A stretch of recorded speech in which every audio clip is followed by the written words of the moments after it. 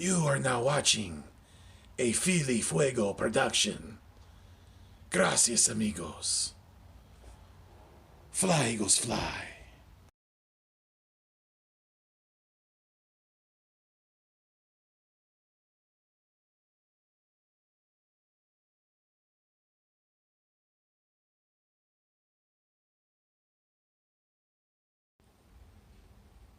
Hola, mi amigos.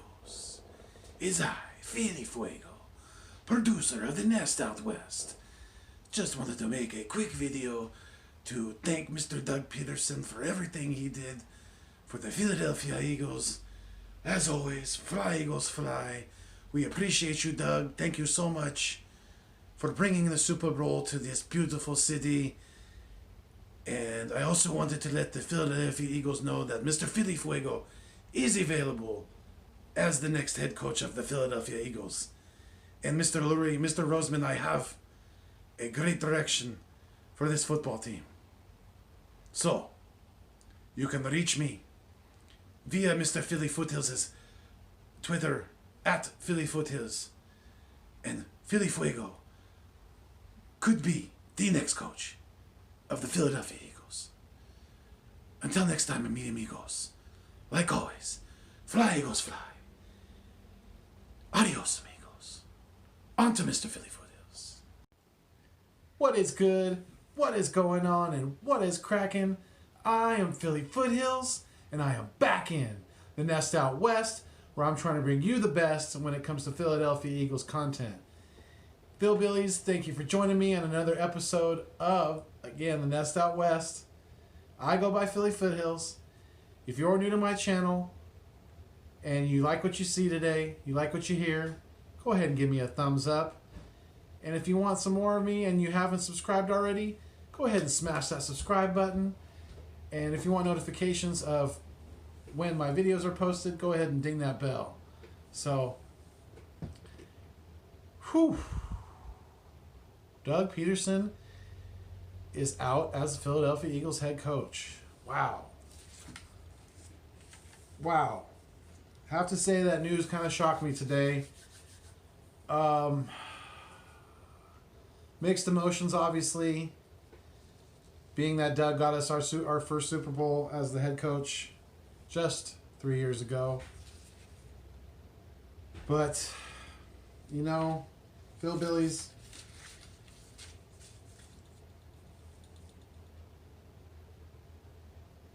I was literally reading an article today from Jeff McLean that was, going through some of the, the issues that Jeffrey Lurie has going forward with Doug Peterson, and this was obviously before the news broke of Doug being canned. But after reading this article, I can kind of understand where Jeffrey Lurie is coming from.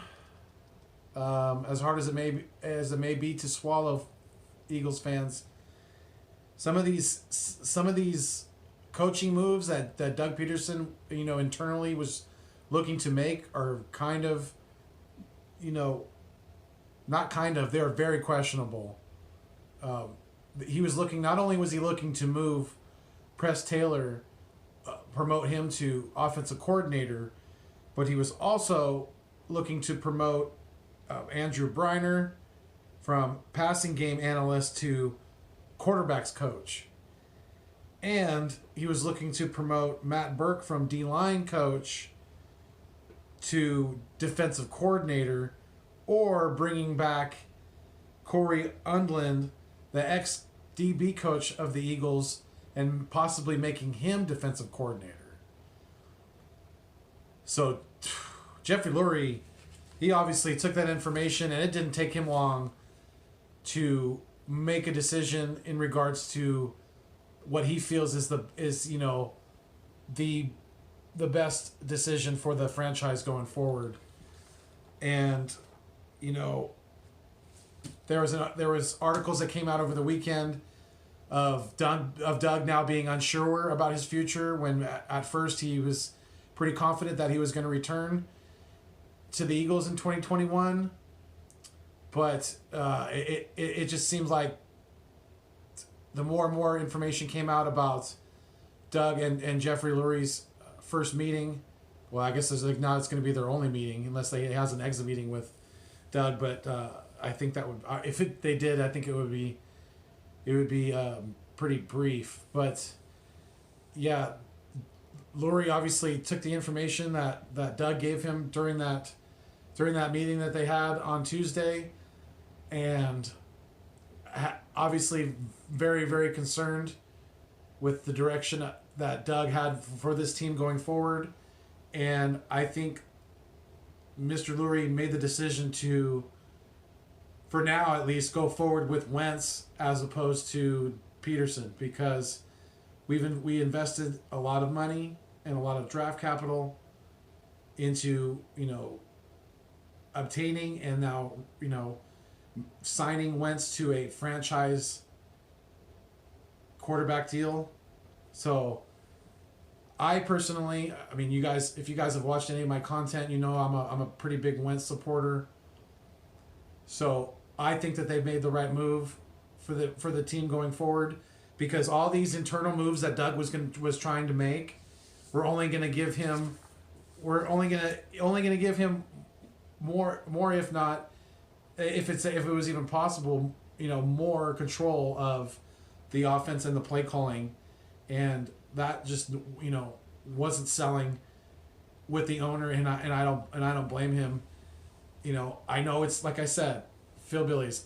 It's not like I'm like, deuces, Doug.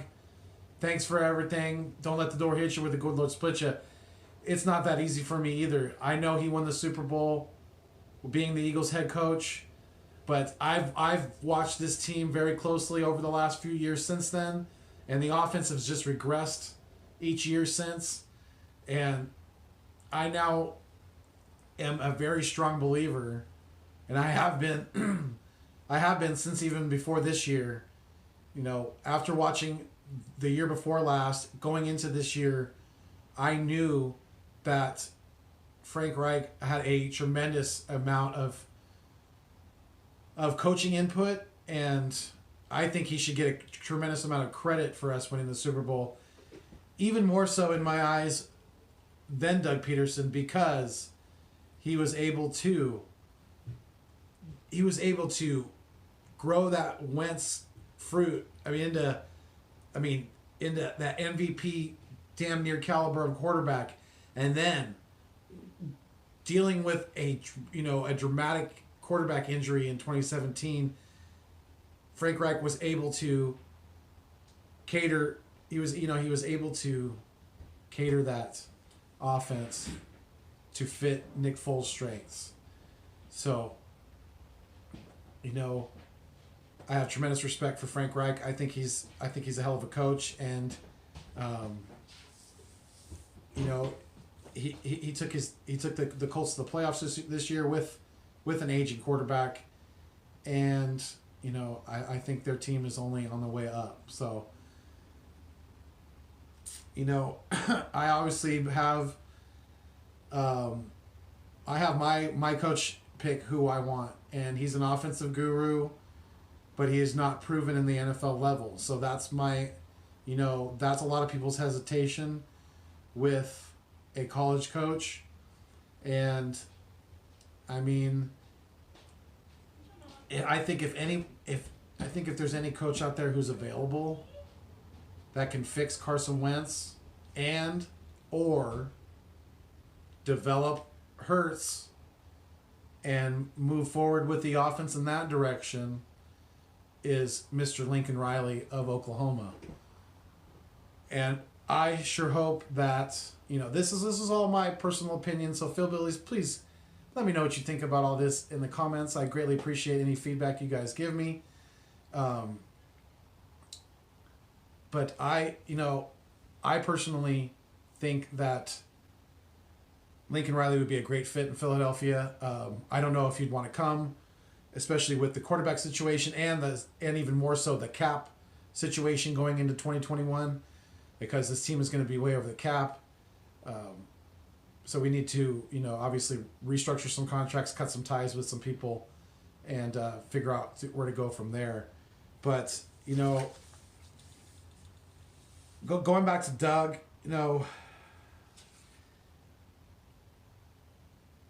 I wrote down some notes here. So I apologize, Phil Billies. I just wanted to make sure that I got everything off my mind that I wanted to.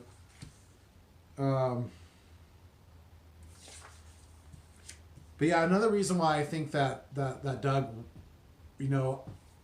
had trouble getting someone to be his offensive coordinator this year, whether he wanted to or not, and or get better coaching help in the office, is because he doesn't really have a lot of connections around the NFL like a lot of head coaches do, because they've been in the league for a while, or they've worked for multiple teams and they have a lot of connections spread out through the league. Because remember, Phil Billies, Doug Peterson came directly from high school coaching when it went directly into Andy Reid's coaching tree. So be that as it may, he has only worked for 2 organizations, and the second one being he got his first head coaching job in the NFL. So in that aspect, Doug Peterson did kind of move up pretty fast, and I think that did have an effect on his coaching, especially being able to coach in shootouts. He's able to script some 10 to 15 plays at the beginning of games, but you get against teams that can put up points, like the Cowboys when they're running good, or like the 49ers when they're moving the ball good, New Orleans, the Chiefs, people like that, the Bills now, people who can put up points, the Ravens, people who can put up the points on the ground and in the air, and we get into a shootout with Doug Peterson. He can't coach. He doesn't have that in him. And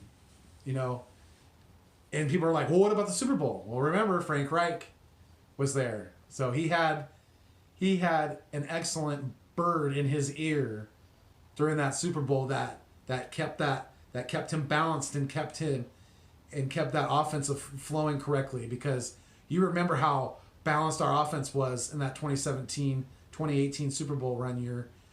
I mean, we had LeGarrette, we had Jay Ajayi, Clement was running the ball. I mean, we were balanced. We were passing it, throwing it all over the place.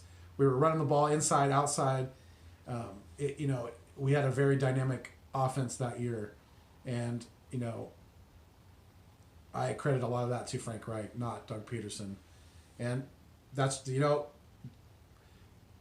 don't hate me for the comments, Phil Billies, but this is just my opinion. And like I said, I greatly would appreciate any feedback you guys have on all this. But Doug deserves a lot of blame, obviously, and he got the axe today. So, but I personally think that I'm questioning still why isn't Howie being questioned and interviewed by Mr. Lurie, because he deserves a lot of the blame, especially comes to the lack of personnel development, the drafting of this team, especially the last few years since they got the GM position back from Chip Kelly, and even before that, like I mentioned in a few videos before. I don't know if any of you Phillies remember Danny Watkins, but he was an offensive lineman that we drafted in, I believe it was the first round, and I believe it was 2011. Howie Roseman was a Howie Roseman draft pick, complete bust, and it's been many misses and whiffs since then. So, yeah, I was literally writing the notes from this article, and it came across my phone that Doug Peterson has been fired. So, whoever the next head coach is will now be the fourth head coach in the Howie Roseman era, and Mr. Lurie can only let that friendship with him and Mr. Roseman get in the way so much of business, because if you want this team to succeed, you're at least going to need to bring in some personnel and analysis who can help Howie Roseman draft more properly, and analyze players more efficiently, because the S that's been going on in the front office in Philadelphia the last, half a decade at least, just isn't. He had that one year. But how much credit are we going to give Howie Roseman? Just like we did Doug. How much credit are we going to give Howie Roseman for that 1 year? So, but anyways, don't want to make too long of a video. I appreciate if you guys have stuck in with me the whole video here. But like I said, let me know what you think in the comments. And again, if you are new to my channel and if you like what you've heard and seen in this video, go ahead and give me a thumbs up. And if you want to see more of me, go ahead and smash that subscribe button. And if you want notifications of all my videos, go ahead and ding that bell. So until next time, Philbillies, like always, fly Eagles fly, and stay mean, stay green, and thanks for viewing me on your screen. Peace!